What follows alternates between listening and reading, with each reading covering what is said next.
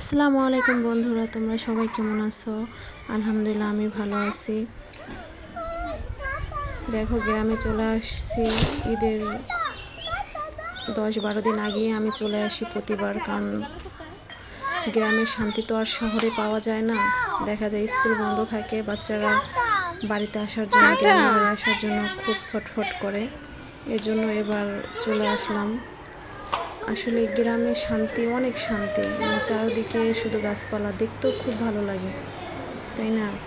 আর সবার মুখ দেখা যায়। টাউনে তো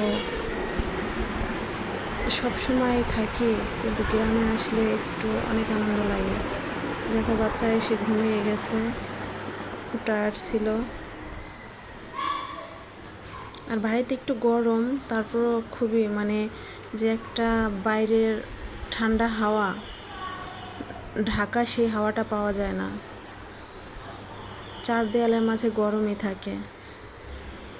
যাই হোক বন্ধুরা, তোমরা সবাই ভালো থেকো। আল্লাহ হাফেজ।